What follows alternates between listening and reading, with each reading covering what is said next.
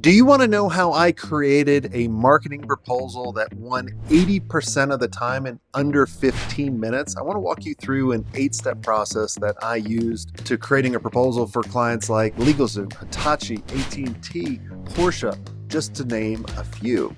So the first step is really making sure you're talking to someone that's qualified, and we need to qualify them. And if you remember NBAT, need, budget, authority, and timing, and you ask these 4 questions really within the first 10 minutes of the conversation, you're going to make sure you're talking to the right person.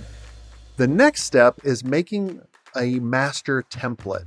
I see so many people constantly keep creating new proposal over and over. If you just create a master template and literally put everything on it, and it just keeps building over time, then you literally can go through this proposal and you can go find and replace. You can take out what you don't need. And then when you add new stuff to the proposal, add that to the template. So this is how you can actually start creating the proposal in under 15 minutes each time, so you're not wasting time. Step number 3 is creating an executive summary. Now, most people get the executive summary wrong, where they actually summarize everything in the proposal. You need to think about what goes in the executive summary is what they've told you in the initial conversations. What are they wanting? What are they struggling with? You got to think kind of neurolinguistic programming. Repeat back to them what their biggest challenges are, what they want, what's the impact that you went over in the initial qualification call with them, and you'll set yourself up for success. Number 4 is really defining your solutions. I want to walk you through what ours actually look like. So what we would actually do is list out the different phases and what are we actually doing, having some visuals, letting them know what are the actual deliverables in each of the solutions that we're developing for them. What's the design process? What are the deliverables there, right? How does the website build? All of these things, we're showing this to them. And really what we want to do here is list out the services that you're going to provide in order to achieve the results that they desire. Now, this is not just a menu of services, and you're not just wanting to list out and put pricing in this section. What we want to do is we want to make sure we don't put pricing in this section, because that can actually hold up everybody. Now, the next part of the proposal is the project summary. Now, this is where you can actually, put in the pricing, and you can break out the services or the solutions that you want. I always would break them up into kind of one-time project fees, and then also let them know kind of what are the monthly fees or the retainers that we're actually going to do. Now, the reason why I put this at the end is as when you're reviewing the proposal with the prospect, they could actually go, they'll get held up on a price, and you want to make sure that they don't get held up on the price. I always like to show a timeline so the client knows exactly what's going to happen, when's going to happen, when do we need stuff from them, when are we going to get them the deliverables that they actually need.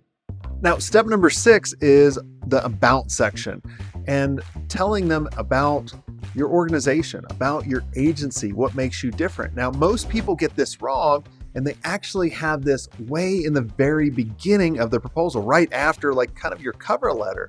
And no one is ready to read about you until you go through the executive summary, go through the solutions and what you're going to deliver for them. Now they'll be like, okay, who are these people? And then this is where you can actually go through and kind of list out, team members, and say, here's the roles and responsibility. Here's the strategic commander. Here's the mission controller. Here's the VP of production, and really list out everybody on their team so they can get to know them. Step number 7 is the contract, and you should put this into the proposal. Now, if you're dealing with the bigger brands, they're going to have you sign their own master service level agreement. So just expect for the bigger brands to just redline or cross out the contract. But this is where you should actually put in your contract. Step number 8 is the most important step in the whole process. And you want to make sure you do not send the proposal to the prospect before you have a time to review it with them. Now, a lot of prospects are going to say, hey, just send me the proposal ahead of time so I have time to review it, and come up with any questions. Don't do it. And what I would always say to them is this.